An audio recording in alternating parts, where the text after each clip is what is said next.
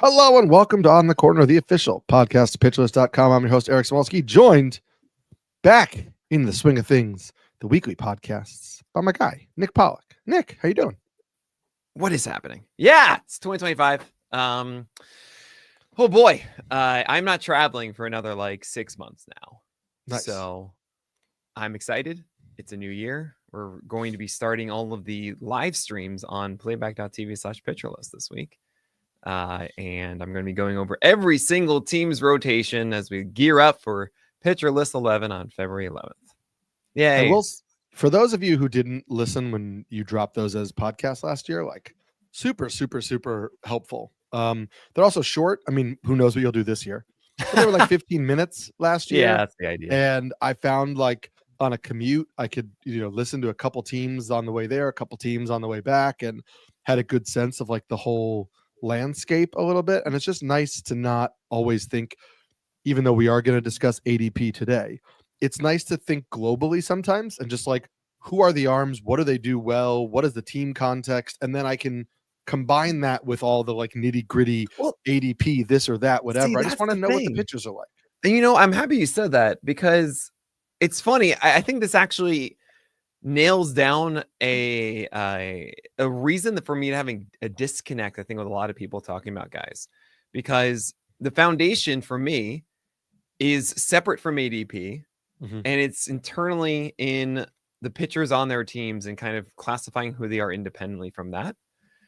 And then other people come at it from ADP. So if you see a guy around 300, well, he can't really be that good or not, right? And this is why I start freaking out and go, what? Why is this guy past ADP 300? That's crazy. He's supposed to be much better than that.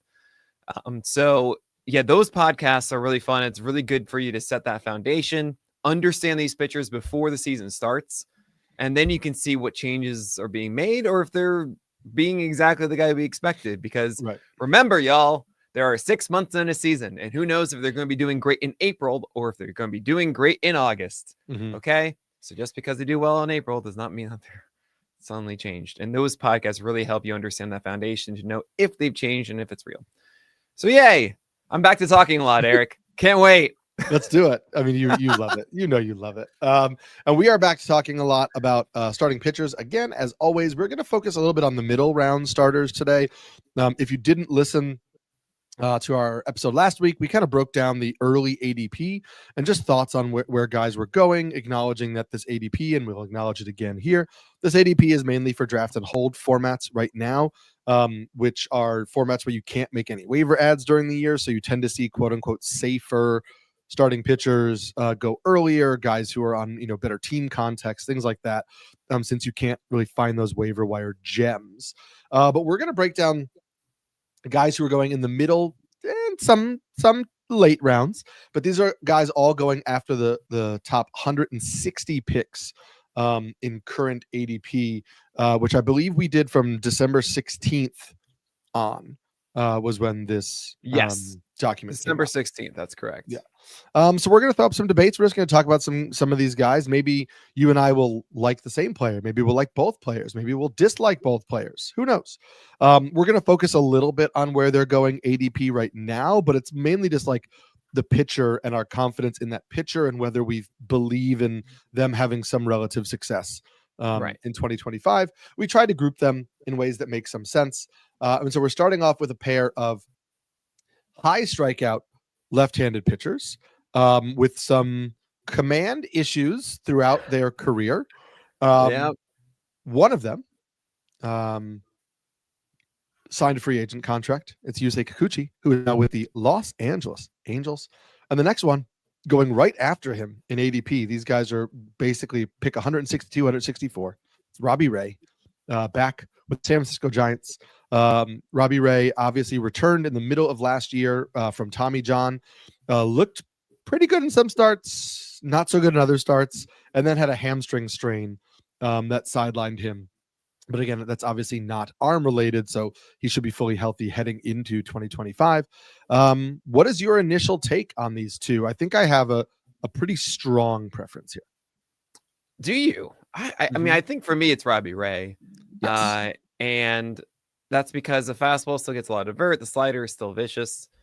I would love to see if his changeup can actually become a thing, because I don't know, he might be a little bit more. Lefties need a changeup essentially in the majors to be absurdly good and consistent. Look at Tarek Skubal, look at Cole Reagans, etc. And yeah, I wish it wasn't the curveball that was the number 3 pitch. And yes, I know against righties last year, super high swing strike rate, 99th percentile, 27% swing strike rate, which is very good. And of course, a 23% on the slider.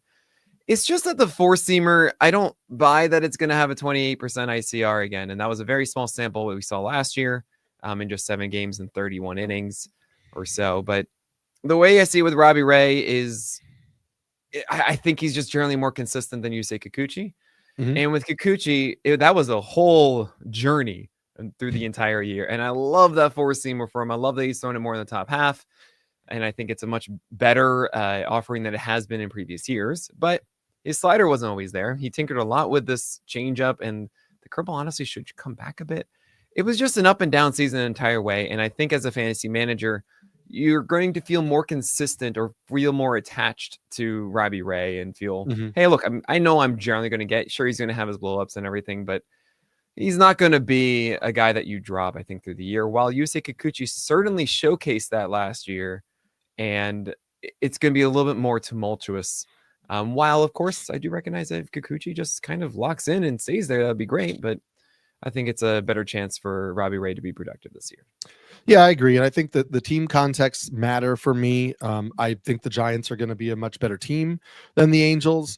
I also, we talked about how Yusei Kikuchi relied, not crazy amount, but like, listen, the Astros didn't reinvent the wheel when they switched his pitch mix a little bit. It was things that he had done at times in Toronto as well.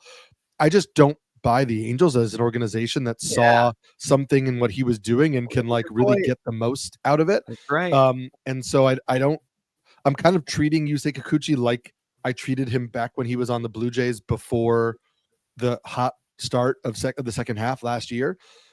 So I just trust Robbie Ray a little bit more. Also, Robbie Ray's command issues last year, they're not surprising for a guy coming off of Tommy John, right? Like they're not surprising for Robbie Ray. But also like, we know that command is one of the last things to come back. So I feel better about his command a little bit in 2025. The strikeout rate was there. The swinging strikes were there. The ICR, even though, which is ideal contact rate, which is a great pitcherless stat for people that, don't really know it, which includes not just like barrels, right, but hard ground balls, things like that. So it's all kinds of hard contact. So I'm seeing, by the way, I don't normally do this. Uncle Ted, who always shows up on our live streams here on YouTube. If you don't know this, just subscribe to the YouTube channel. And we have an On the Corner one just for this podcast. And of course, the massive picture list that houses all of our media is there too. And Uncle Ted, good to see you again. Angels want to turn Kikuchi back into a curved fastball instead of the slider heavy guy he was in Houston. I don't know the source of that. I would be absolutely shocked if that was true, because no, there's no way that can't be it, because the slider is so much better than the curveball. But if they do that, that's just to your point, Eric, that I don't trust the Angels to help fix Kikuchi when there's inevitable trouble, right? That's a huge part about an organization, is when there are things to fix. That's where the strength of the organization shows up. And the Angels have shown repeatedly that they are not that kind of crew. I didn't say it was right, said Uncle Ted. Okay. Thanks. I'd be surprised. So I would be surprised if the Angels saw what he did and changed him away from that. I'm not saying that I think they're not a great pitching development organization. I don't know that they would actively go against something that the pitcher was already doing that worked. I just don't know that they're going to bring out the most consistency from him. But just to wrap up the Robbie Ray point, what I was saying is like the CSW was around the career norms. The ICR was around the career norms. The swinging strike rate was good. The strikeout rate was good. So like, even if those things don't, like, he's obviously not going to post a 33% strikeout rate. Well, not obviously, but he's probably not going to. But even if those things don't carry over, what we saw in a small sample size was the things that Robbie Ray was good at. He still remains good at them. and the command issues were still there, but we know that's going to be there coming off of Tommy John. He's pitching in a good ballpark for pitchers on a decent team. I mean, we don't know. Obviously, the offseason isn't done, so we don't know who the Giants are fully, but they'll be a better team than the Angels, in my opinion. And so for me, I just trust Robbie Ray a little bit more. There are guys we're going to talk about later on in this episode that I think I would take over both of them. Who are currently going later, including the next duo. I think I would take both of the pitchers in the next duo. I think I would too. These two guys. And I guess we'll just jump right into that. Of course. We're talking teammates here. We're talking teammates on the Tampa Bay Rays. We've got Ryan Pepio going with an ADP of around 175, and Shane Baz with an ADP of 180. And this is interesting as a duo. Not only are they teammates, but these are both guys who we kind of like trusted the Rays to get the most out of them, and they both delivered and didn't last year. Like was like Ryan Pepio, elevated fastball is going to take him to the next level. We saw the elevated fastballs. We saw that was really good for him, but the whole package didn't really come together. Sure. Shane Baz, it was like, hey, you were like filthy before getting hurt. Let's get back to that level. The slider wasn't really there, but he actually got progressively better as the year went on. So it was like, okay, maybe you're not the same guy you were in 2022 based on like all your pitch shape and your pitch dynamics, but like maybe you could still be a pretty good starting pitcher. And obviously he's still young. I take both of these guys over Kikuchi and Ray. And I say this acknowledging that we have to really recalibrate how we treat Tampa Bay arms this year, because they are going to be pitching outdoors in a minor league ballpark in the heat of Florida in the middle of the summer. And the humidity out there, like the ball is going to fly out of that park. Right. Not in the way it did in Tropicana. So we just you have to take that into consideration, that it is not going to be a really pitcher friendly environment in July and August for the Tampa guys. Yeah. So, the IVB is also going to be different for these guys too. True. Because it's not the Trop. The Trop added an inch and a half of vertical movement, at least to our readings, for all four seamers last year. And on the other side of it, it was -3 in cores, which is pretty hilarious. It was also +1, I think, in Minute Maid Park. I'm sorry, what is it? It's Dakin. What is it now? Is that the Dakin? No. It's Dakin. Is Dakin Park. Oh yeah. New Minute Now, Maid? Oh yeah. Oh my gosh. Unbelievable. And that's like an air conditioner appliance and whatever. That is the new park in Houston, and that also added an extra inch of induced vertical break. So keep that in mind with the guys like Pepio and Baz, who certainly have relied on it in the past. But what I was just looking at was reminding myself of Shane Baz and two factors: the four-seamer losing a little bit of vert that it had from the past. It went down to about 16 to 17 as opposed to like the 17 to 18 that it used to have. Same extension though, velocity a little bit down from like 97 that first year, then like 96 when he was a little bit worse in 2022, and then 95, 96 last year. But really the big difference for Baz is what you mentioned, like the slider being gone. The thing is, he adapted the curveball, and the curveball was really effective. Yes, that's what led to that strong stretch to end. Exactly. And I love that, because I think this curveball is here to stay. He was using it against lefties. He stopped using the slider at all against lefties and just used the curveball instead. And it was much better, and it was great. And I see that for Baz. I see four-seamer looking good. I see curveball looking good. I see slider getting better again, right? It seems weird to me that the slider just disappeared. He just lost the feel for it. And now I think this offseason, I would hope that he's been working on getting that slider back. Pepio's side, it's really hard, because I think the ceiling for Pepio is a little higher. I think he has a more well-rounded arsenal. I think his four-seamer's shape is a little bit better than Baz's. But I don't trust his command as well as Baz. Sure. And so in these situations in the past, I've said I lean with the command, and I'm going to do that again. I don't think you're going to be in a situation this year that you want to drop Shane Baz. If you look at this past year, Ryan Pepio was dropped in leagues. I picked him up in 2 leagues, actually. I don't think they should have dropped him. Nonetheless, they were dropped. And they dropped Pepio. So I think you're safer with Boz, and I think you're going to be happy with it. If you really feel like you need to go for a potential 30% strikeout arm, it's Pepio, who has a 4-seamer he pounds in the zone, a slider that misses bats, a changeup that was a grade 80 while he was coming up. Initially lost the command of it and then found it with the Rays last year, is utilizing that 4-seamer well upstairs with intent.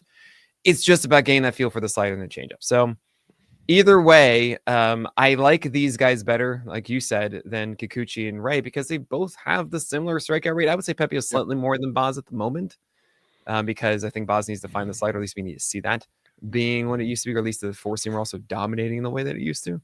You know, it calls him the destroyer of worlds when he's on Shane Boz, but doesn't have that right now without the slider working. No. So I want you to really iterate one more time. Like, is it Boz for you still, or is it Pepio? I think it's Boz for me still. And that could be just like bias, right? Like, I was really big on Shane Boz years ago, and I'm maybe not ready to fully give up on the pitcher I think he could be, since obviously he didn't pitch a full MLB season last year. So I think there's reason to believe he's working through some things, and we saw him get better. And so there's further improvement to make. And so, yeah, I think I lean for Shane Boz. I need to dig in a little bit more, acknowledging I need to dig in a little bit more into like the contact profiles and see who might be impacted a little bit more by that park shift. And it wouldn't be like a major deciding factor for me, but like, you know, a little bit of a deciding factor. Because they are, like, I had them back to back in the rankings we did, you know, at the end of the season. And so they are really close to, for me. So it is going to be like picking nits to choose between the two of them. We should acknowledge, if you're kind of like just tuning into baseball news now that it's the new year, or the football regular season is over, or whatever, Jeffrey Springs is no longer on Tampa Bay. And so these guys are both locked into the rotation. Like, there's not a competition for spots. There's not one of these guys isn't now going to be bumped. I'm trying to remember this. I got 4 in my head. It's McClanahan and Bradley, Rasmussen. Oh, well, Rasmussen, is he confirmed to be fighting for that? And I kind of think with the trade of Springs, yes, because it's Rasmussen. It's McClanahan. It's these two guys, Boz and Pepio. You obviously, you know, we'll talk about Taj Bradley. He's going to come up later in the show. But Taj Bradley is there. And then you have Zach Littell and you have Drew Rasmussen. And so those are the 6. And I guess Rasmussen could be in the pen. I also, like, you know, again, I don't want to spoil our Taj Bradley conversation. I don't think it's a lock that Taj Bradley pitches his way into the rotation. If Rasmussen looks good and if Littell looks good, it's likely, but I don't think it's a lock. Yeah, sure. And again, Littell and Rasmussen have both been relievers in the past. So it's not like, oh, Rasmussen is the reliever and Littell is not. Like, both of those guys could be long relief guys. And so 2 of those 3 guys will get the final spot, or because, you know, Baz's injury history, McClanahan's coming off, you know, Tommy John, it might be all 6 guys. Right.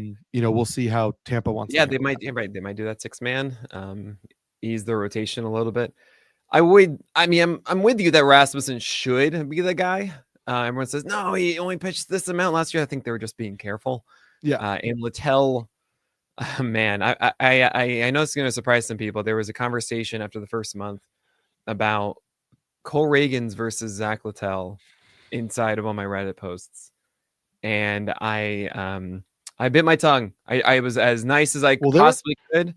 And I see why Littell, he was looking well at the moment, but that is not the future of the Rays. No. I think, and this is where you like take spring training starts for granted, or with a grain of salt. Is like, there was a spring training start Littell made against the Braves where he struck out Acuna, Albies, and Matt Olson back to back on high fastballs, and I was like, Are you gonna do that? Like, I know who you are, right? But like, if you're blowing fastballs up in the zone by like 3 of the best hitters in the NL, like, is that a thing? And obviously, like, you know, Littell had his moments, but that's where like even something you see with your eyes in spring training, you have to be like, all right, I'm not fully going to react to this because who really knows? Every pitcher is a pitcher in the majors because of something.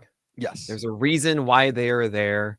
And if they show that reason, then they'll strike at anybody. And listen, I got to say, like, it would not surprise me. I'm just going to throw a name out there. We're talking about the Rays.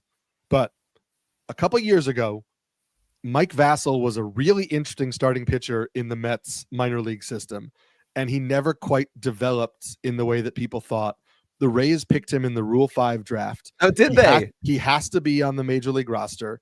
It's likely he's going to start the year in the bullpen, but we have seen the Rays take guys who are bullpen guys and turn them into good starters. And this is a guy who was a good minor league starter for a while and then kind of stalled and stagnated.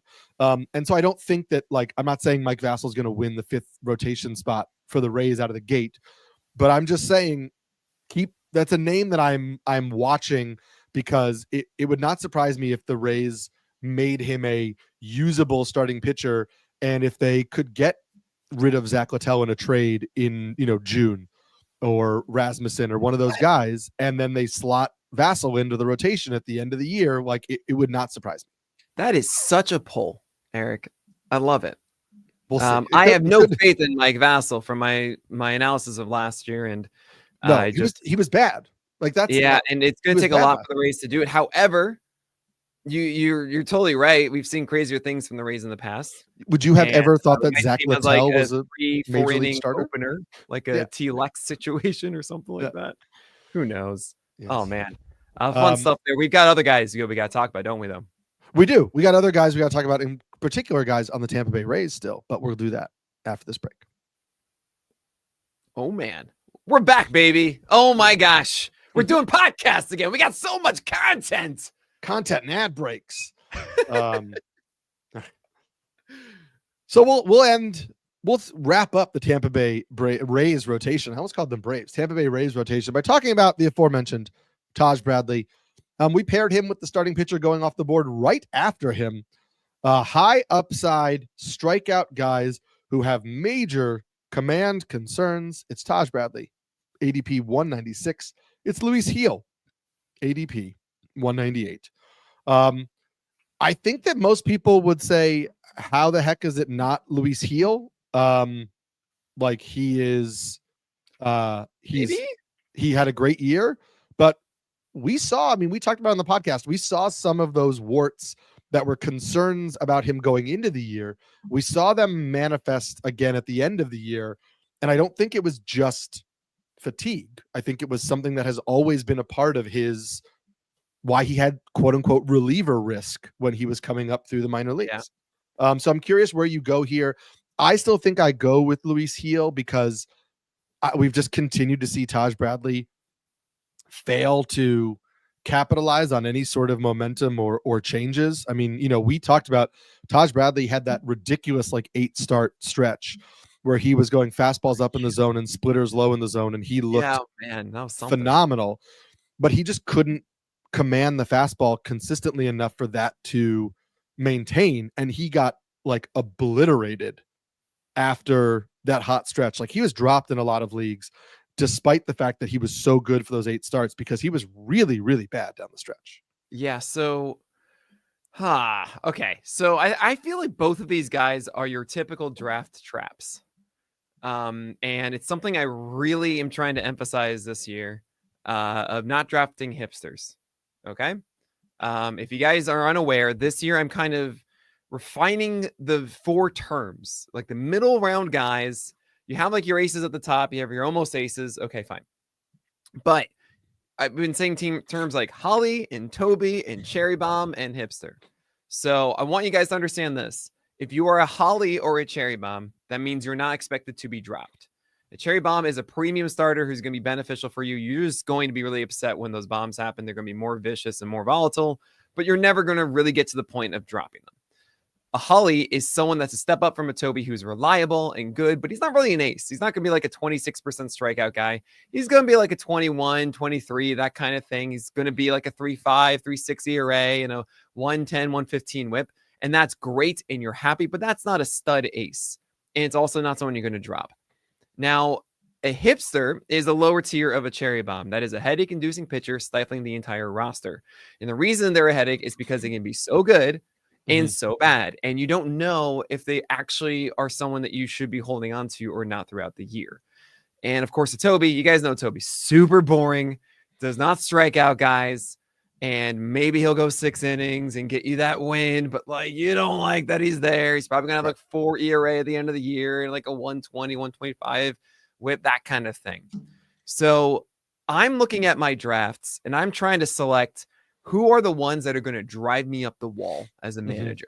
Who are the ones that have the highest chance of being of not taking that leap that we want of consistency, the ones that are likely to repeat this undulating mess of good and bad to the point that we don't see improvement that we can buy into.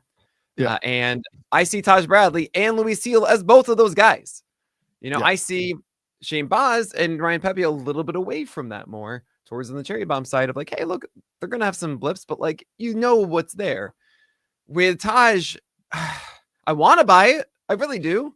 I remember last year when he had that 7-game stretch, I was like, I have to rank him highly because that's 7 or whatever games of him just doing so well. Even though I don't buy this, I have to, because there's no manager who's just going to drop him now. Like you can't. You have to roll with it above all these other ones that we don't really know about. But yeah, I think that we're going to have the same stuff from Taj Bradley because he's not a command guy. And we've seen that splitter go away and it's just not very good. Hopefully the cutter becomes a major thing. And that's consistent to some degree. But yeah, I don't want to roll the dice with Taj Bradley. As a manager, I want to be able to make good decisions or easy decisions. And that is not an easy one. And the same with Luis Seal. He's not a command guy. He kind of throws all around the zone. Lost his changeup a lot the second half of last year. Fastball lost a lot of vert. Then all of a sudden in the last game of the season had like nearly 18 inches of vert instead of like 16 and change. It's kind of weird. But the slider picked up. That's nice. I believe in Heel more than Taj Bradley. I think it's a better situation with the Yankees. I think in his second season, I think there is a higher chance of things smoothing out a little bit and getting more feel. While Taj Bradley, I feel like we've seen this song and dance before, and there's no place to go really. I think expecting a leap for him is harder. Agreed. And team contact's better for me with Heel. And it's important in your hipster discussion that the draft cost factors in, right? Like where you're drafting these guys. Like Luis Heel was not a hipster last year because you were just like, I'll take him with my last pick. We'll see if he wins a rotation spot. Like that wasn't an issue. And so, you can take these guys that give you headaches with your final pick because you don't actually have to have the headache. You just get rid of them. Yeah. I do want to say though, like third or fourth starter, you kind of have to keep having the headache for a little while. Sorry to interrupt you, Eric. I do want to mention with that though, make sure at the end, if you have options that are flyers who could actually become stable ones, like a stable cherry bomb or a holly, right? I know it's weird for me saying that, but something that's more believable. Like, go after a guy that says, if he does this, then I'm in. Right. As opposed to, I don't know if this is going to work or not. Even if I see him do well, I won't be able when to everybody was drafting Joe Boyle. Because they're like, right. Well, I mean, with Joe Boyle, you could say, if I actually believe the command, he's going to throw strikes, then okay. But like, obviously it didn't happen. Right. But, a good example would be for Jared Jones wasn't the quality a question of skill. It was, if he is starting regularly for the Pirates, we're in. Right. And we don't feel like we would drop him at that point. And that was the same thing for Luis Heel. If he wins the rotation spot, we're in. Now we have a better idea of both of those. And with Heel, I think there's more susceptibility to that being more inconsistent and bad. Well, Jared Jones, I know he's slowed down too. Like every guy, by the way, in their first season does not just go 180 strong. Like they always fatigue as it goes on. That's called building up. You don't lift 300 pounds right away. Like you gotta space it out. So they always are better the next year when it comes to fatigue. Yeah. But just keep that in mind. Put yourself in positions where you can make quick decisions with those last picks. We're going to move to two pitchers who were not in the rotation, or at least not in our heads, were not in the rotation to start 2025 with their respective teams and then ended in the rotation. But I do just want to quickly point out Caden's comment on YouTube where he said, keep sleeping on Tanner Bybee and Gavin Williams. We're not going to talk about those guys today, but Nick is has aggressively talked up Gavin Williams. Look, this is the best year to get into Gavin Williams because he's like your last round pick. And if he's throwing a cutter and four-seamer out of the gate with confidence in the zone, like that's so we are both going to be very in on Gavin Williams, especially at his current ADP. So nobody is sleeping. I guarantee you it'll be like 200 or 190 by the end of it. We both of us are like my toddler son because nobody is sleeping on Gavin Williams at all. I love it. But these next two pitchers, we've got Bowden Francis was in the rotation for the Blue Jays, wasn't in the rotation, back in the rotation with that splitter that Nick loves so much in the second part of the season, now being drafted around ADP 236. And then ADP 238 is Ronel Blanco, who came out of nowhere for the Houston Astros last year and will be in the rotation again at the start of 2025. Basically, I just lumped these guys together as guys who nobody really they weren't. I mean, Bowden Francis was a little bit on the radar heading into last year, but both these guys kind of came out of nowhere. Who were you actually believing will be a usable fantasy starter for 2025? I have a question, Eric. Mm-hmm. What is Bowden Francis's best pitch? Well, Nick, that's a problem because heading into the year, everybody thought it was the curveball, and then it wasn't the curveball, and then it became the splitter, but it wasn't really the splitter. It was not the splitter. And so nobody actually knows what his best pitch is because it seemed like he got better when he added the splitter, but the splitter itself wasn't really great. It was fine. And so it is a little bit of, that like Job from Arrested Development. It's like a little illusion. It's a little magic here. Oh, nice. Yeah, it's a trick, except it's not. And what is Ronel Blanco's best pitch? Is it not still his changeup? It was his changeup for the longest time. It was, but I would argue that it's a slider. It's just more of a consistent pitch. It's near 70% strike rate, near 20% swing strike rate. Like that was, especially down the stretch in the second half, it was like slider's going to do the stuff. And then fastball and changeup just void, please. Which is interesting because the changeup, when he started the year, we were like, this guy is not going to last. And then you were like, oh my God, the changeup is elite. So he's had two separate pitches that have carried him at different points in the season, which is interesting. Right. He had the slider in the beginning too. And then the changeup wasn't as reliable, but the slider still did everything. And I think that's really my point is Bowden Francis, that was so much smoke and mirrors to me. I can't express that enough. The four-seamer getting away with so much. It's not going to be able to carry him the same way. I just can't believe that. And yes, even though the splitter results weren't great, 21% CSW, sub 60% strike rate, 11% swing strike rate. It still was a nullifier and it was in their heads, right? When the fastball was being served. But it's just so much clearer to me. Like if you have Bowden Francis, I don't think you'll understand it. If he does well in the beginning, I don't think it'll be convincing. Well, Ronel Blanco, you're going to know. You're going to very quickly understand, is this still a reliable Ronel Blanco or not? And then you move on, right? If it isn't, or you get a guy who's on a better ball club. I think the Astros should still win games. I know that sounds crazy, even though they're I don't think and Bregman, everything. They still got Jordan and Altuve, and they should be fine. Christian Walker, and they'll be fine. And I think they've got some other moves. Oh, right, they signed Christian Walker. Yeah. Oh, that's not fair. They've got some other things in there as well. I love Christian Walker so much. Also, elite defense at first base. If you're just talking about, and look, Ronel Blanco, I think he's going to still do well there. So this is a very, very easy Ronel Blanco to me. Agreed. I'm actually just so surprised that everyone just like says, "Yep, Bowden Francis," but we're not Reese Olson. And I was in on Bowden Francis. Like I was drafting him a lot of places in my final picks last year. I obviously cut him, especially when he got demoted. Like I wasn't holding on to him all year. I added him back in a few places at the end. But yeah, even I can't draft him ahead of so many guys that are going after him right now, including like Bowden Francis going ahead of Gavin Williams and Walker Buehler and like all these guys who, we're not even going to talk about today, who to me are much better picks. I will say Brandon Woodruff. Just take a chance on that. Yes, exactly. Woodruff, Nestor Cortez, like there are guys that I would take over Bowden Francis. I will say just for Astros related news, we were talking about this before we started recording. Chandler Rome, who covers the Astros for The Athletic, reported today that it's a long shot that either Luis Garcia or Lance McCullers make it back for opening day. I know that Lance McCullers news shocks you that he's not coming back for opening day. Luis Garcia is going to be 21 months removed from his Tommy John surgery, but still won't be ready opening day, or is a long shot. What that just means is that the Ronel Blanco leash is a little bit longer than you might have expected, because Ronel Blanco isn't even their fifth starter right now.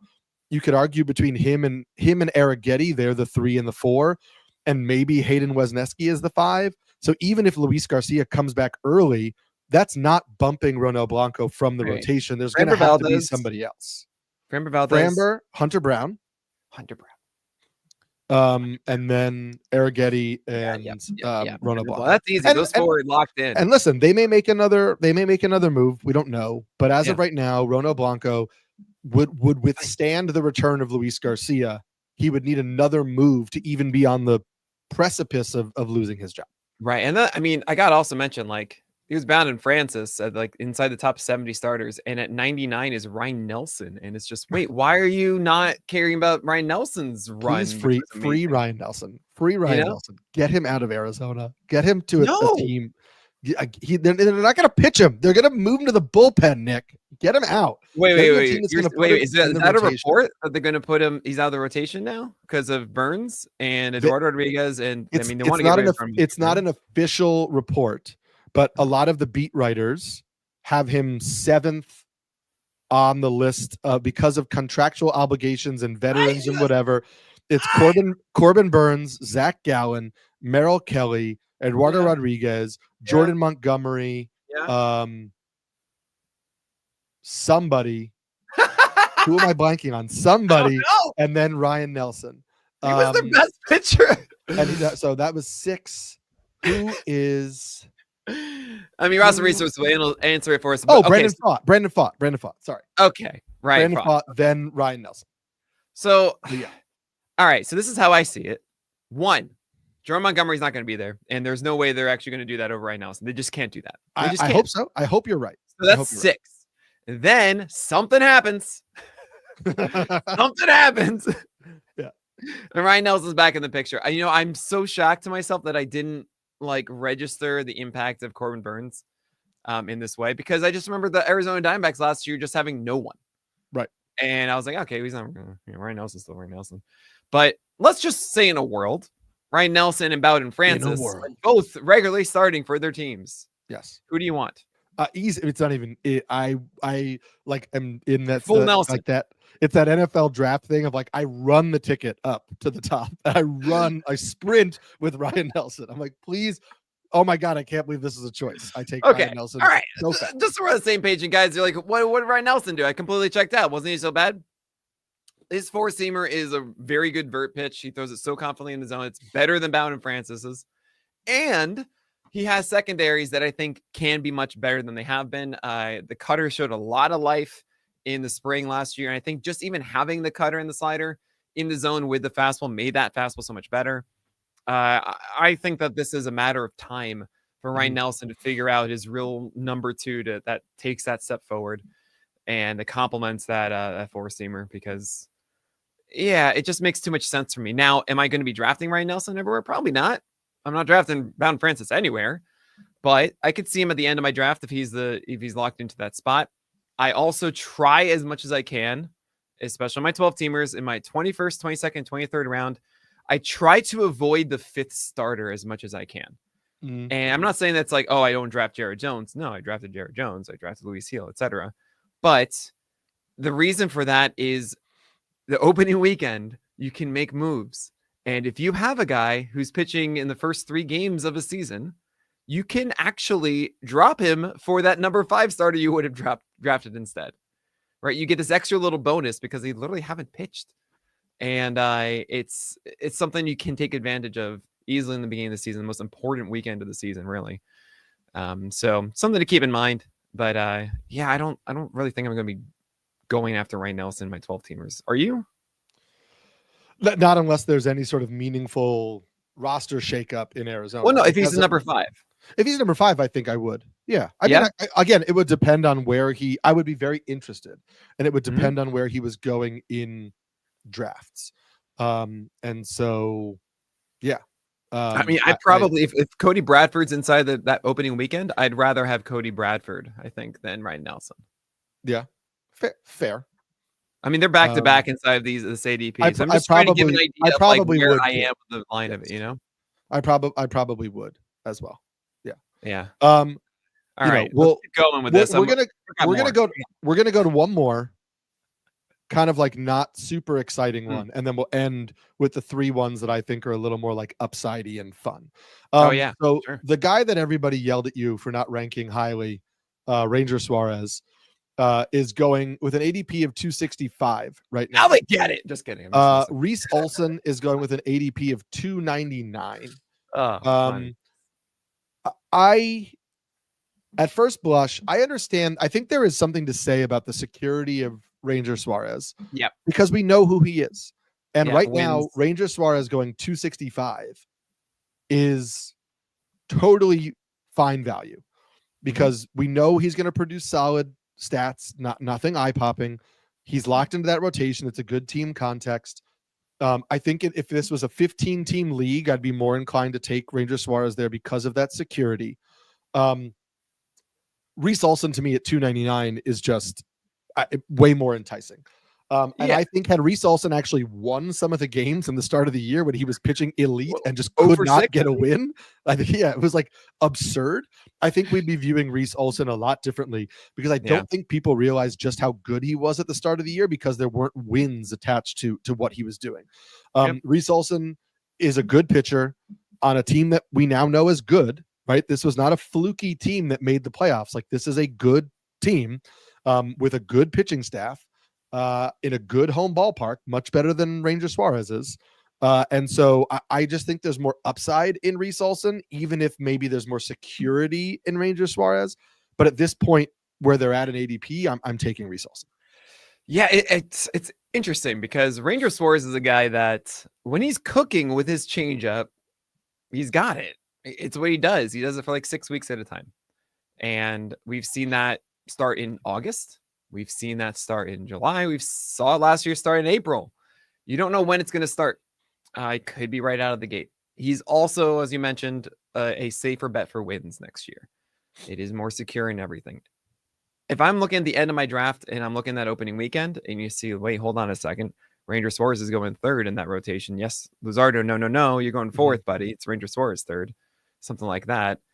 Maybe I'd consider it because maybe I can sneak in an early win, feel okay about this, see where he is in that changeup. Maybe he's in that hot stretch right then, and then roll with that. But if you want to talk about a guy who can break out of that mold of being a Toby for your team and actually consider being someone that you hold on to like a Holly as a top 40 guy for a whole year, that is Reese Olson. He has 2 secondaries that work really well, the slider and the changeup. Slider is a lot more consistent. His sinker is really good against right-handers. The question is, what does he do against left-handers? Because the sinker doesn't work and the four-seam doesn't really work against lefties. He needs to figure out one extra way to get those guys out. Those guys out. The changeup can be that, but generally you need one of a four-seamer, cutter, and sinker to lay the foundation. And he doesn't quite have that yet against lefties. But if that were to be fixed, Reese Olson could just be what you want Ranger Suarez to be. So I'm enticed by both. I would say in shallower leagues, I'd go after Reese Olson because I think there's a higher chance of him hitting that consistency. Yeah. And in deeper leagues, I would go after Ranger Suarez because you want that higher ceiling of a win each time he starts. Yes.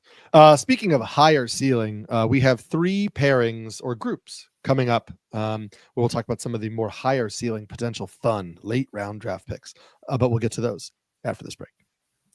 Hey, Uncle Ted. They have 3 lefties though, so they have to stack 2 lefties back to back unless you're splitting up Nola and Wheeler, which no one wants to do that. It's going to be Wheeler, Nola. No, let's go Ranger Suarez, Crystal Sanchez, Jesus Luzardo. I mean, are they going to split up Nola and Wheeler? No but way. even if they did split up Nola and Wheeler, you have to go back to back at some point in time. It's just. Yeah. Well, right. That's right. There's going to be 2, but I guess 3 in a row should be avoided. But again, that will depend. I mean, I really do think you can mess around with your own schedule and your opponent's schedule, right? Like Yeah. depending on how many days you have off in a week or whatever. It's interesting. You know, or if you need to bring in a 6 starter for a 7-game week, you could always, there's the answer. you could always do things like that. Taiwan Walker, right? Yeah, of course. Spencer Turnbull, right? That's what they're doing. It should have been. I know. Should have been Spencer. All right, we'll dive in. All right, wait, hold on. Wait for the light to fix on me because this is. Yeah. There you go. Okay. We're going to begin our final 3 groupings of guys that I think are a little bit higher upside, a little bit more fun for your late round draft picks. We're going to start with a pair of high strikeout rate left-handed pitchers coming off of injury in pretty poor pitchers parks, who have not yet lived up to the expectations we had from them when they were minor leaguers. It's Nick Lodolo in Cincinnati with an ADP of 258, and it's Jesus Luzardo now in Philadelphia with an ADP of 310. Obviously, that is a pretty massive gap. That's about 50 plus picks in ADP. That could change in drafts coming up with Luzardo if people get a full understanding of his health. And so, yeah, I'm curious.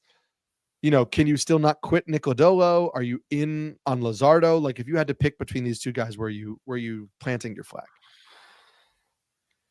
I'm going to go Luzardo for wins on the Phillies. So this is difficult. These are 2 guys I never know how to rank them because I actually genuinely believe they are going to be above a 25% strikeout rate. And I do think that a healthy Nick Lodolo for a full year does figure things out, get a little bit more consistent on the entire arsenal, refines that changeup a bit more, and becomes more like that Chris Sale type that we wanted to be. While Jesus Luzardo has horrific extension and his 4-seamer gets hit far too hard, and then his slider and changeup just have too many mistakes over the plate and they get hit as well. But then when he's on with them, he's amazing. So, I mean, they're both prototypical hipsters. Yeah. And I'm actually a little surprised they are as low as they are because it's really hard to find guys hinting a 30% strikeout rate this deep in a draft. Normally, those are all gone by 250 at the latest. So if that's what you're looking for, circle these guys. I would say Jesus Luzardo is the better play because you could have wins attached to that pretty easily, like he did in Miami.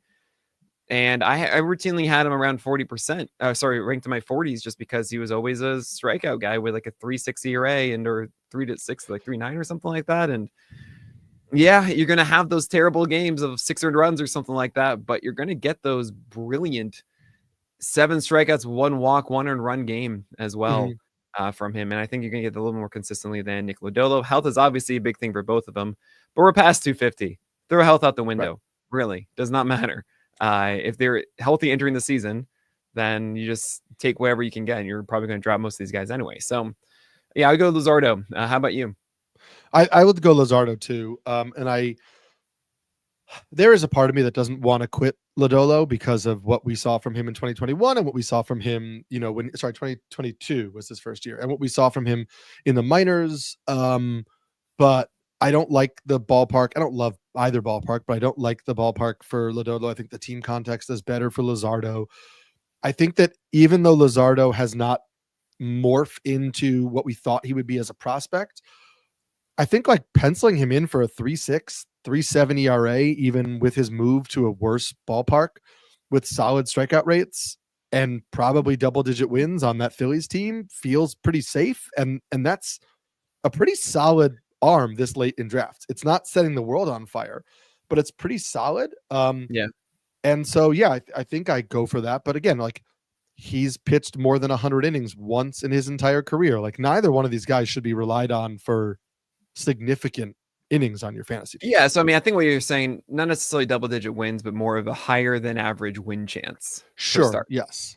Right, yes. Because obviously the volume is about the wins there. Yes, if he'd pace for double-digit wins, if he was, going to finally pitch a full season. Which so I think it's just surprising to see both of them this low because I've seen a lot of people higher on Nick Lodolo. I think people are worried about the elbow thing with Luzardo, and of course this ADP is including those draft and holds as well, which is taking health a little bit more drastically than I think we will in our drafts.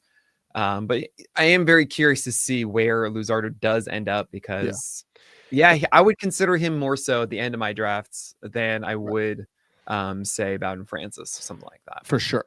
And I just like will politely push back on Uncle Ted's last comment on YouTube, because I think this is the thing that people are still like saying, that believing that Jesus Luzardo has ace upside. I just don't think he does. I don't think he's that guy. And that's still not bad, right? Like saying Jesus Luzardo is not an ace is not saying Jesus Luzardo is a bad pitcher. It's just saying for years we were waiting for Jesus Luzardo to make that jump to become the ace we thought he was going to be when he was coming up through the A's system. And he flashed a little bit early in Miami, but like, I don't think he's an ace. I don't think he's an MLB ace. I don't think he's a fantasy ace. And that doesn't mean he's a bad pitcher. He could still be a really solid MLB pitcher and a really solid fantasy pitcher for you. But I think we just need to recalibrate expectations. And I just would not be drafting Jesus Luzardo thinking, hey, this guy might be an ace. I can't do that.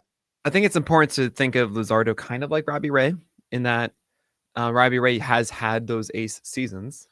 And that was the high end of it. And I think that Luzardo is a step below that. I think his fastball is just too poor.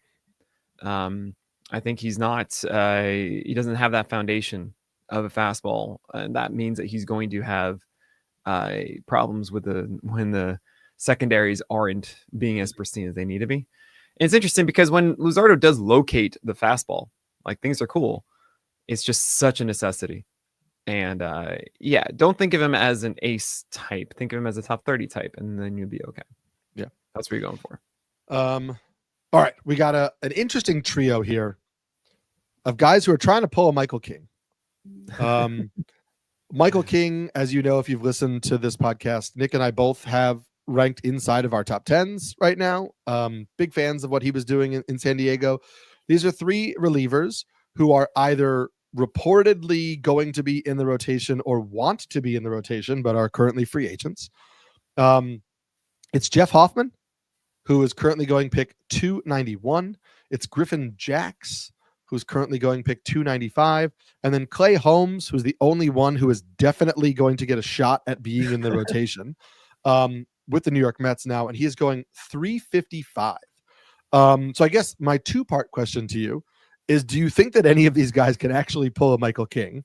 And if you had to put your chips on one of them to be a usable fantasy starter next year, who do you believe it is? So I think it is interesting with Jeff Hoffman that he's trying to get a signing somewhere as a starter. I don't think he actually will. Mm-hmm. Griffin Jax is interesting. I think there needs to be more movement in Minnesota for that really to happen. But I think he is certainly an interesting pitcher. It's not the greatest vert four-seamer, but the thing is, it's 15 to 16 inches of vert with a flat arm angle at 1.4, which is very good. And he goes up in the zone, and he throws it at 97.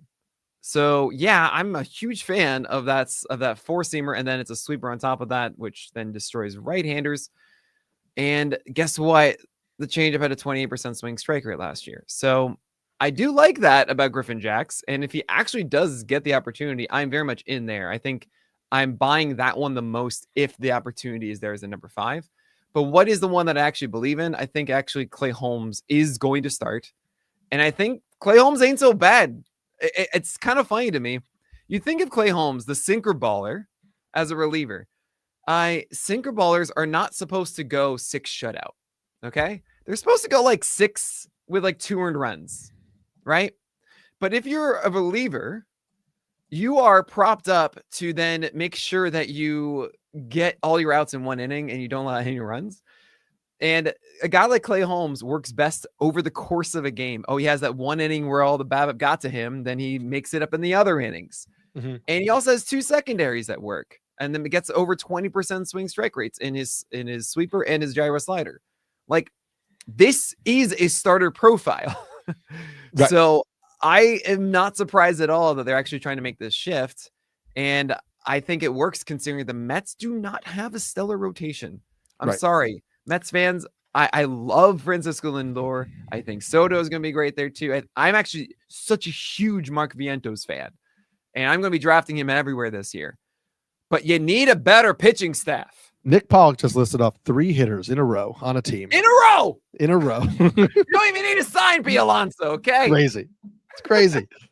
For me, Griffin Jax is the clear distant third, and I think that's because he becomes the closer in Minnesota. Minnesota needs to cut payroll. They've been talking about it all offseason. Can they trade Carlos Correa? Can they get anybody to take Christian Vasquez's $8 million salary? Can they trade this? Can they trade that? There are a lot of Johan Duran trade rumors. He is in the final year before arbitration. He's making $1.7 million this year. It will jump up to about 3.7 next year, and then it will jump up to about $7 million in his final season before becoming a free agent.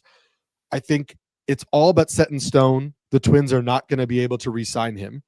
This is all that stuff with Bally Sports and all of the issues they have with their payroll right now. Like, the Twins are not going to be able to sign him in 2 years. So the question is just basically, when do they trade him? To me, it's not a matter of if they trade him, it's when do they trade him? Do they want to trade him with 2 years of control left? Do they want to trade him with 1 year of control left, or whatever? I think, as you talked about, there are a lot of starters in Minnesota. You've got Pablo Lopez and Joe Ryan and Bailey Ober, who are locked in. You've got Simeon Woods Richardson. You've got David Festa. You've got Zebby Matthews. You've got young, intriguing starting pitchers who maybe they don't all hit. Louis Varlin didn't quite hit, whatever. But you've got names that could fill out the final 2 spots in the rotation without having to make Griffin Jax a starter, because I feel like everything I'm reading from the Twins beat writers is I don't think Johan Duran is there for a long time. And you have to find his replacement. To me, Griffin Jax makes sense. But who knows? It's possible. And then I agree with you. I wrote up Clay Matthews over at NBC Sports. Oh my gosh, you just did oh no, Eric. Oh, Eric, did I say Clay Matthews? Sorry, that's a football thing. But also, football. I was saying Zebby. But also, I said Zebby. Podcast. Let's not say that. I said Zebby Zebby Clay Matthews. Holmes. I know. Zebby Matthews, Clay Holmes. I know. So it wasn't football. How dare you? It was an amalgam. It was an amalgam of baseball pitcher names. But I wrote up. I wrote up Clay Holmes over at NBC Sports, so I encourage you to check that out. When he was a starter, he used to throw a changeup. It wasn't particularly good. That's why he didn't need it as a reliever. But maybe the Mets, can get that back. We know the Mets love cutters. Clay Holmes with a cutter would make some sense. So there are some tweaks that can make Clay Holmes a decent starter. And so for me, for 2025, I think Clay Holmes has the best chance. And no, I don't think any of these guys comes close to what Michael King did. I don't think any of them becomes like oh my God, this guy is like one of the 2 best starters on my fantasy team. But I think Clay Holmes has the best chance. The Adobe. Clay Holmes. There are some guys in this final group who maybe could be one of the 2 best starters on your fantasy team. A lot needs to break right, but we're talking about late round, young pitchers, sky high upside. 4 guys we're going to throw in this comparison. We've got Kumar Rocker going pick 302 for the Texas Rangers. We've got Jackson Jobe going pick 325 for the Detroit Tigers. We got David Festa, 356 for the Minnesota Twins, and Bubba Chandler, 357 for the Pittsburgh Pirates. My answer here is Jackson Jobe, but I'm curious what your answer is. It's Jackson Jobe. Okay. The other one, there are a lot of young guys. I also we should include Uncle Ted did throw out this name of a pitcher that we all really like. We didn't include Noah Schultz in this because as of right now, Noah Schultz is going he's close to this 650. So Noah Schultz was not in the late round draft guys. He's going pick 650. But yes, Noah Schultz is somebody that Nick and I both love, and if we feel like he's going to get a shot for sure. You can also include Jack Leiter in this mix. You can include Zebby Matthews. The correct name, Zebby Matthews, in a mix as well. Andrew Painter won't be here until June at the earliest, is what you could probably include Quinn Matthews of the Cardinals.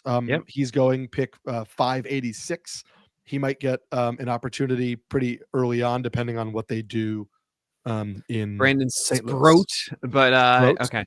James But Shiano, really, big Brandon Sproat. yeah, no surprise there. Yeah. But really, let's just talk about this quickly. So Kumar Rocker looked really good, four-seamer slider. It impressed me, the command of it that he had in his debut and the end of his last year, early in his career. And I could see myself circling him if he has an SP5 situation. Like, there's your fun Jared Jones-esque kind of guy right there. Jackson Jobe looks like the most complete pitcher. Again, it's always about how the rotations play out. They might still see him in the relief corps. I doubt that, but I am intrigued by Jackson Jobe. It was a 4-pitch mix. We saw it very minimized in relief. I'm ready to just kind of throw away all of that relief stuff. And yeah, this is an overpowering fastball with multiple secondaries at work. Bubba Chandler, I would need to look more into, but what I saw and understood, his fastball wasn't as impressive as I wanted it to be, and it's more about the other stuff. But because of that, I generally like to lean mostly into four-seamer focus. And if the prospect's coming up and doesn't have amazing four-seamer, I have trepidation at first. But it's just harder for that to really work out. It's a lower chance thing, but I could be wrong about that one. I'm ready to look more into that one when I get to the Pirates and my team breakdown. And David Festa just didn't have good command. And it was really, really annoying. He has a 3-pitch mix that should work, four-seamer, changeup, slider, but it was very inefficient. And I get a little worried about that because unlike someone like Spencer Schwellenbach, who everyone has accepted, he was able to throw strikes. And unlike him, David Festa wasn't. He was able to execute as he wanted quickly. And I don't know when that's going to show up. I generally like to throw away command the first year, but I don't know. I'm still a little worried. I feel like it's going to be closer to the hipster side of he does well once and then he doesn't the next time. And I won't really know from that one. It's not as overpowering, just amazing as it is someone like Jackson Jobe. And there is one other guy I do have to mention, Sean Burke. Just got to do it. I don't really draft him because it's the White Sox. You're not really going to get wins, but he does have a really good fastball and then a slider and a curveball. And I liked what I saw at the end of the year last year. And there is a chance it's better. It's kind of a meme at this point for me, but I'm still intrigued by Sean Burke. And look, he's not going to lose starts over there. Like, he's going to start. Yes. I think he's their ace right now. Right? Yeah. Depending on, yes, I guess it depends on, if yes. As it's currently constructed, they have some really good pitching prospects. I guess it depends on if Drew Thorpe makes the opening day rotation, or Drew Thorpe is worse than Sean Burke. If you consider Jonathan Cannon their ace, I think it's Drew Burke. Oh, it's man, Bryce, so it's Bryce, you guys know Bryce right Wilson. Now. Bryce Wilson. The rotation for the Chicago White Sox right now without Noah Schultz, because Noah Schultz, if he does come up, I know we mentioned him briefly there, but yeah, he's legit. He's absurd extension. Hard throwing, good secondary stuff. The second Schultz shows up, you want him. I like him as much as Jobe, if not more. Honestly, if you told me Noah Schultz was starting the year, I'm like, I think it's Noah Schultz. But Jonathan Cannon, Davis Martin, Sean Burke, Bryce Wilson, Drew Thorpe are the 5 according to Roster Resource for the Chicago White Sox. And guys that are in the waiting, they have Jake Eater, who I've not been impressed by. No, Nick Mastrini, who I think has the yips, and it's annoying because he's a really good slider and a four-seamer that profiles well, but he just can't throw it in the zone anywhere. Welcome Gonzalez, which they got on the Crochet deal, which I don't think was good, but no, he has regressed for Boston over the last couple of years. He flashed in 2023. He looked pretty good in. He did not. It's funny. He didn't look good in high A. They moved him anyway because he was striking out tons of guys, and he looked pretty good in double A. And then 2024 was back at double A and regressed in basically every way. What we're going to see though is, Jairo Iriarte. I agree. Yes. I like Jairo Iriarte, and so you have Schultz. I don't think you're going to see Hagen Smith in the majors next year, but listen, crazier things have happened. Yep. So you've got Drew Thorpe and you've got Iriarte and you've got Noah Schultz, who to me feel locked into the rotation in the second half of the year. Like, I think they'll all be in the rotation from like July on. Yeah. And then it is, Burke and Cannon and, who stays in there Martin. basically. Yeah. Holding the place of, Hagen Smith and maybe Wilkerman Gonzalez, keep or in mind, maybe guys, Jake Eater or whoever. Iriarte and Nastrini, Eater, Gonzalez, and Bush are all in the 40-man. Schultz is not, and neither is Hagen Smith. Juan, oh no, it's too small for me to read this. This is what I have it very small because I'm stupid. His name is Juan Carrera, is also in the 40-man. So you might see those guys before the others, just because they would have to remove someone to get the other guys up there. Yeah. Though it's not like the White Sox have guys on the 40-man they could get rid of. But yes. Yeah, this is very true.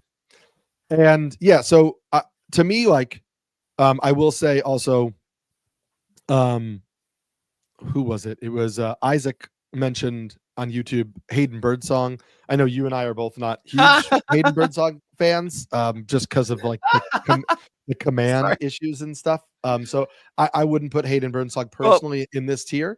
But for me, it's like Jackson Jobe. For me, I put on a Paul Skeens timeline. I'm not saying he's going to do what Paul Skeens did, but it would not surprise me if the Tigers kept him down for the first couple months of the season, tried to like limit his innings a little bit, didn't like have him full go at the start of the year, and then called Jobe up and then let Jobe just kind of like run from June on in the rotation. If you look at it, like the Tigers right now only have two guys locked into their starting rotation. It's Skubal and Olson. And the reason I say that is because the other guys projected to start in the rotation, Alex Cobb, never locked into a rotation because never. Yeah, you can't ever really lock in Alex Cobb. Casey Mize certainly has not pitched well enough to be locked into that rotation. Yeah. You've got Kenta Maeda in long relief, who lost his rotation spot last year, so you can't really guarantee anything from him. You've got Sawyer Gibson Long, who's going to be coming back from internal brace surgery. You have no idea what you're getting from him. You've got Matt Manning, who I was excited about coming into last year and just totally regressed and looked really bad at AAA, got pounded by left-handed hitters. Like, there's some real issues there.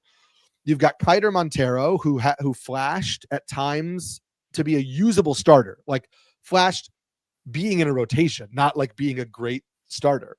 And then you've got guys who I think are bullpen guys now, like Alex Faedo, Ty Madden. I still don't necessarily believe is a starter. I think Ty Madden is more of a reliever, and I don't believe that he's going to live up to, his prospect pedigree. And so, like, none of those guys should hold off Jackson Jobe. The question is just whether they hold off Jackson Jobe for a couple of months at the start of the year. Yeah, well, I mean, you forgot about Brant Herter, who but I could be that guy. And I really like Brant Herter, but I feel like they showed us their hand that they don't necessarily want to treat him as a full-time starting pitcher. Yeah, we'll see. Also, the other element is, are they going to sign someone else? They've been trying to. Listen, we've got a lot of. That's likely what happens, and then you have a situation of Jobe fighting, say, Casey Mize, or maybe not, because Alex Cobb is going to go up the stairs and all of a sudden hurt his knee again. That's where it's like, okay, Alex Cobb wins the starting rotation job. When Alex Cobb gets hurt, Jackson Jobe is called up, and all of a sudden you have a seamless transition. Yeah. And so, I mean, I think Alex Cobb is interesting to start the year. You just know you're not going to get a lot out of him. And I think they could sign somebody else, but I feel like they have a weird affinity for like Mize and Manning. And I don't know that they want to fully give up on Maeda because of all the money they're giving him like immediately. I think they would love one of those guys to actually win a rotation spot. But yeah, no, absolutely. That's all speculation. Yeah, I'm curious to see how that plays out. But yeah, Jackson Jobe to me feels like I'm with you completely. He should be in that rotation. And that is a guy with overpowering stuff. And I'm excited to see that trained as a starting pitcher, out of camp as a starting pitcher, in that flow, as opposed to the relief kind of mentality. Had to shift gears and be something different kind of in the moment. Yeah. And with all the spotlight on him and being like, that's such a ridiculous thing. What is it about guys named J.O.B. in Cleveland, in relief in the playoffs? I don't know. It's wild.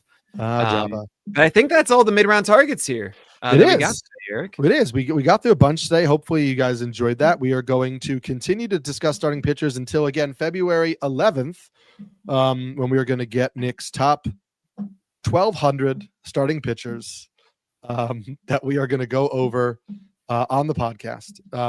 I think you've claimed you're going to do 400. We'll see where you Yeah, actually end it's up. going to be 400 again, I'm sure.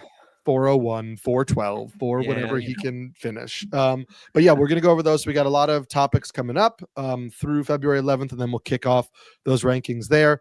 As always, when you download the podcast, rate, review, you can leave comments on what you'd like to see. You can follow us on Twitter, tell us what you'd like us to discuss. We'll get you that content as we get through February, and we'll be back next week for another episode of On the Corner. I'm Eric Samulski, the Pelican. I'm Nick Pollack, the Lion. And I gotta go wash my mouth out with soap for mentioning an NFL player on this podcast.